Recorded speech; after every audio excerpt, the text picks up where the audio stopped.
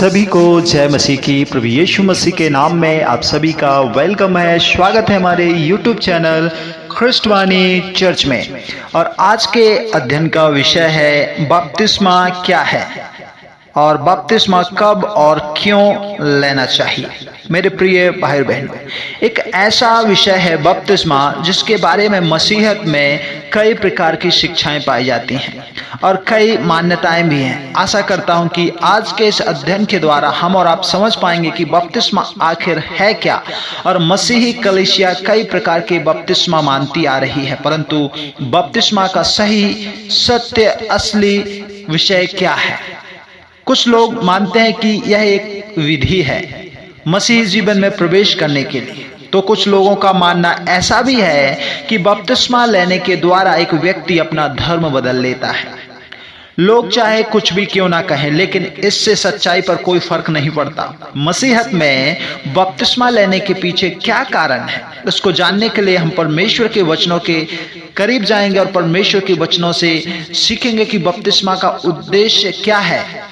मेरे प्रिय भाई बहनों, मसीहत में भी कई लोगों का मानना है कि बपतिस्मा द्वारा पापों की क्षमा प्राप्त होती है, और कुछ लोगों का मानना है कि यदि बपतिस्मा हो गया तो मैं एक सिद्ध व्यक्ति बन जाऊंगा, और अगर मैं बपतिस्मा ले लूं तो नशे के सेवन से बच जाऊंगा, या मेरा मन में कोई गलत विचार नहीं आएगा इत्यादि।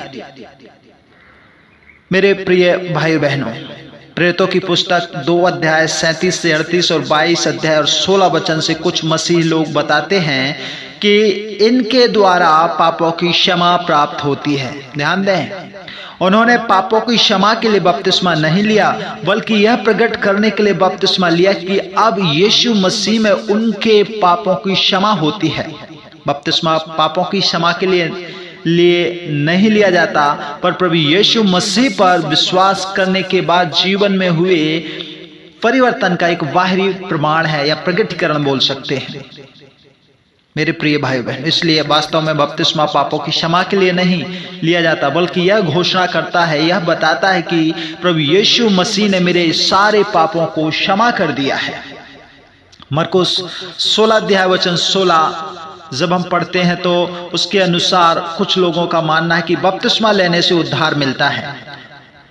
अगर सिर्फ बपतिस्मा से ही उद्धार होता तो आप कल्पना कीजिए, जो व्यक्ति प्रभु यीशु मसीह के बगल में क्रूस पर लटका हुआ था, जिसने प्रभु यीशु मसीह पर उसी वक्त विश्वास किया और अपने पापों से पश्चाताप किया, उसने तो कोई बपतिस्मा ही नहीं लिया। उसे तो प्रभु यीशु मसीह ने कहा तू आज ही मेरे साथ स्वर्ग में होगा। तो फिर हम इसका निष्कर्ष जो है क्यों निकालें? उद्धार सिर्फ मन फिराव और यीशु पर व्यक्तिगत विश्वास के द्वारा ही होता है। मेरे प्रिय भाई बहनों, इससे हमें जो है आसानी से यह निष्कर्ष पर पहुंच सकते हैं कि उद्धार प्राप्त करने के लिए पश्चाताप और प्रभु यीशु मसीह पर विश्वास की आवश्यकता होती है। उद्धार सिर्फ मन फिराने के द्वारा और प्रभु यीशु मसीह पर व्यक्तिगत विश्वास के द्वारा ही होता है, ना कि सिर्फ बपतिस्मा लेने से। अब बात आती है बपतिस्मा है क्या। बहुत से लोगों के मन में, बहुत से विश्वासी भाई बहनों के मन में यह विचार चलता कि आखिर बपतिस्मा है क्या। सबसे पहले हमें बपतिस्मा शब्द के अर्थ को समझना होगा। बपतिस्मा शब्द की उत्पत्ति जो है ग्रीक भाषा के शब्द बैप्टिजो से हुई है, जिसका मतलब होता है डुबकी लगाना। और बपतिस्मा किसी व्यक्ति के द्वारा स्थापित कोई विधि या नियम नहीं है, बल्कि इसकी जो स्थापना या इसको शुरुआत जो है स्वयं परमेश्वर ने की है। उसी ने यूहन्ना को बपतिस्मा देने की आज्ञा दी थी, यूहन्ना 1:33 के अनुसार। अब यही आज्ञा हर एक विश्वासी के लिए है जो उस पर विश्वास करता है। सब लोगों को प्रभु यीशु मसीह के शिष्य बनाओ। वचन कहता है उन्हें पिता, पुत्र और पवित्र आत्मा के नाम से बपतिस्मा दो, मत्ती 28 और 19 वचन के अनुसार। प्रभु यीशु मसीह को स्वयं बपतिस्मा लेने की कोई जरूरत नहीं थी, फिर भी उन्होंने बपतिस्मा के द्वारा स्थापित धार्मिकता को पूरा करने के लिए एक नमूना पेश किया। मत्ती 3 अध्याय और 13 से 15, मरकुस 1 अध्याय और उसका 9 से 11 में। डुबकी का बपतिस्मा क्यों? जैसा कि हमने पहली बात की है कि बपतिस्मा का अर्थ क्या है, डुबकी लगाना। स्वयं प्रभु यीशु मसीह का बपतिस्मा एक डुबकी का बपतिस्मा था, मत्ती 3 और उसके 16 वचन। और यदि हम फिलिप्पुस और का बपतिस्मा डूब का बपतिस्मा था, प्रेरितों के काम 8 अध्याय में 26 से 39 में इसका वर्णन है। यूहन्ना बपतिस्मा डूब का बपतिस्मा देता था। यूहन्ना 3:22 और से 23, मरकुस 1:5, मत्ती 3:6 और लूक 3 अध्याय 7 और 16 वचन। अब सवाल एक और उठता है हमारे मन में कि आखिर बपतिस्मा का उद्देश्य क्या है। बपतिस्मा हर एक विश्वासी को जो प्रभु को जान जाता है, जो उसे अपना उद्धारकर्ता मान लेता है, उसे क्या जरूरत है बपतिस्मे की, इसका एम क्या है, उद्देश्य क्या है। जब कोई बपतिस्मा लेता है तो वह प्रभु की मनसा को पूरी करता है। बपतिस्मा परमेश्वर के उद्देश्य को अपने जीवन में स्वीकार करना है। बपतिस्मा प्रभु का दिया हुआ एक आदेश है। बपतिस्मा मसीह के साथ मारे जाने, गाड़े जाने और फिर भी जी उठने के चिन्हों के रूप में लिया जाता है। बपतिस्मा लेना भी और देना भी प्रभु की आज्ञा है। बपतिस्मा का अर्थ है प्रभु यीशु मसीह के साथ जुड़ना, प्रभु यीशु मसीह के साथ मरना, गाड़ा जाना और उसके साथ में जी उठना। कुलुसियों 2:12, रोमियो 6 अध्याय वचन 3 से 6।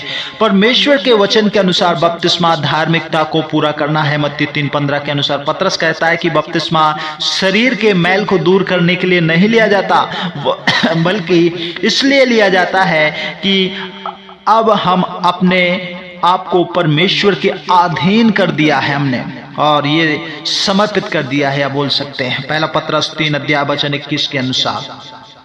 बपतिस्मा प्रभु यीशु मसीह के ऊपर विश्वास करने के बाद आज्ञाकारिता का पहला फर्स्ट स्टेप होता है, फर्स्ट कदम होता है, क्योंकि बपतिस्मा लेना और देना प्रभु यीशु मसीह की आज्ञा है। मत्ती 28, 18, 19, जिससे यह भी आसानी से देखा जा सकता है कि व्यक्ति सच में परमेश्वर के उपाय पर या उसके जो मार्ग है उन पर चल रहा है या नहीं। मेरे प्रिय भाई बहन, हमें परमेश्वर पर विश्वास, उसके पीछे चलने के लिए तैयार रहना है, और बपतिस्मा यही दिखाता है। बपतिस्मा पापों को धो डालने के चिन्हों के रूप में लिया जाता है। प्रेरितों के काम 22 अध्याय वचन 16 के अनुसार बपतिस्मा प्रभु यीशु को पहन लेने के और मसीह के साथ एक देह होने के चिन्ह के रूप में भी लिया जाता है। गलतियों 3:27, पहला कुरिन्थियोस 12:13 के अनुसार। अब बात आती है कि बपतिस्मा कब लेना चाहिए। कई एक विश्वासी भाई बहनों के मन में ये सवाल उठता है, और बहुत से लोग पूछते भी हैं कि पास्टर साहब, हमें बपतिस्मा कब लेना चाहिए। जैसे ही कोई व्यक्ति अपने पापों को स्वीकार कर परमेश्वर की योजना पर, परमेश्वर पर विश्वास करता है और प्रभु यीशु को अपना व्यक्तिगत उद्धारकर्ता स्वीकार कर लेता है, तो मेरे प्रिय भाई बहनों, मैं जैसे कि हम प्रेरितों के काम 2 अध्याय 38 में हम देख सकते हैं कि जिन्होंने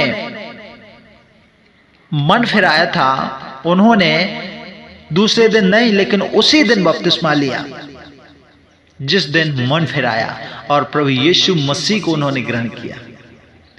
मेरे प्रिय भाई और बहनों, प्रेरितों के काम 8 अध्याय 36 से 38 में खोजा ने उसी दिन बपतिस्मा लिया जिस दिन उसने प्रभु यीशु मसीह को जाना। साउल ने भी जैसे ही विश्वास किया और उसने तुरंत, प्रेरितों के काम 9 अध्याय 17 से 18 में पाया जाता है, उसने बपतिस्मा लिया। प्रेरितों के काम 10 अध्याय 44 से 48 में हम कुरनेलियुस के घराने को पाते हैं। जैसे ही उन्होंने प्रभु यीशु मसीह पर विश्वास किया, उन्होंने बपतिस्मा लिया। लुदिया और उसके घराने ने बपतिस्मा लिया, और जैसे उन्होंने यीशु पर विश्वास किया। 16 अध्याय 13 से 15 वचन में यह घटना पाई जाती है। जेलर के घराने ने तो आधी रात को बपतिस्मा लिया, जैसे ही उन्होंने यीशु पर भरोसा किया, विश्वास किया। अपुल्लोस के साथ और विश्वासियों ने बपतिस्मा लिया जैसे ही उन्होंने इसका अर्थ जाना। प्रेरितों के काम 19 और 5 वचन के अनुसार बपतिस्मा के विषय में बाइबल की कुछ ऐसी बातें हैं, कुछ ऐसी घटनाएं हैं जो मैं आपको संक्षेप में बताया, और बहुत सी हैं। प्रेरितों के काम 2 अध्याय 3 से 8 वचन में पतरस और चेले और जिन्होंने मन फिराया उन्होंने बपतिस्मा लिया। और फिलिप्पुस और खोजा के विषय हनन्याह और साउल जिसे बाद में पौलुस नाम पड़ा। और इसके बाद पाते हैं पतरस के साथ आए हुए विश्वासियों ने भी बपतिस्मा लिया, कुरनेलियुस के घर में रहने वाले सभी लोगों ने, और पौलुस और सिलास, लुदिया और उसके घराने, लूका, तीमुथियुस, बहुत से विषय ऐसे पाए जाते हैं, बहुत से ऐसी घटनाएं हैं। आज कई लोग अपनी सुविधा के अनुसार बपतिस्मा के लिए एक तरीका तय करते हैं और कुछ मसीही इसके लिए 1 जनवरी का दिन तय करते हैं क्योंकि उनके लिए नव वर्ष शुरू हो रहा है। शायद ऐसा वो इसलिए करते हैं क्योंकि अभी तक जो है दिनों, नियत, पर्वों वाली मान्यता उनके जीवन से गई नहीं है, जिस वजह से परमेश्वर की आज्ञा की वे अवहेलना करते हैं। मैं तो बोलूंगा परमेश्वर की आज्ञा को वे तोड़ रहे हैं और मनुष्यों को प्रसन्न करने के लिए वो प्रयासरत हैं या प्रयास कर रहे हैं। याद रखिए, देरी से आज्ञा पालन भी एक अनाज्ञाकारिता ही कहलाती है। अगर सच में कोई प्रभु के ऊपर विश्वास करता है तो मुझे लगता है कि उसे देरी नहीं करनी चाहिए। प्रेरित 22 और उसके 16 वचन के अनुसार अगर हम सच में यीशु में विश्वास करते हैं तो हमें बपतिस्मा तुरंत ले सकते हैं। बहुत से लोगों का मानना है कि हम जब सिद्ध हो जाएंगे तब बपतिस्मा ले लेंगे, या जब हम 6 महीने या साल के हो जाएंगे, पुराने बिलीवर्स हो जाएंगे, तब हम बपतिस्मा ले लेंगे। लेकिन परमेश्वर का वचन हमें स्पष्ट रीति से बताता है कि अगर हम विश्वास करते हैं तो हमें बपतिस्मा ले लेना चाहिए। मन फिराने और विश्वास करने के बाद बपतिस्मा हमारा पहला चरण होता है और आज्ञाकारिता का बपतिस्मा में देरी मतलब परमेश्वर की आज्ञा में देरी। इसका भी ये साफ मतलब है कि हमें अभी परमेश्वर के ऊपर विश्वास ही नहीं है यदि हम बपतिस्मा नहीं लेते हैं तो। अगर आप भी ये सोच रहे हैं तो आपको अपने विचार बदलने होंगे, क्योंकि विश्वास के बिना परमेश्वर को प्रसन्न नहीं कर सकते। क्योंकि परमेश्वर के पास आने वाले हर एक को विश्वास करना चाहिए कि परमेश्वर है और वह परमेश्वर अपने खोजने वालों को प्रतिफल देता है। इब्रानी 11 अध्याय वचन 6 के अनुसार बपतिस्मा लेना एक व्यक्ति का व्यक्तिगत निर्णय है कि वो अपना बाकी का जीवन यीशु मसीह को दे रहा है और उसका अनुसरण करना चाहता है। बपतिस्मा लेना एक चुनाव करना है। वह व्यक्ति अपने जीवन में प्रभु यीशु को प्राथमिकता देगा और उनकी आज्ञाकारिता में अपना बाकी का जीवन बिताएगा। अब आपके बारे में क्या राय है? इसलिए प्रेरितों के काम 22 अध्याय और 16 वचन आप पढ़ना तो वहां लिखा है, उठो और बपतिस्मा लेकर अपने पापों को धो डालो, इसलिए देरी मत करो। खुदा आप सबको बहुत बहुत आशीष देवे, बरकत देवे। God bless you all of you.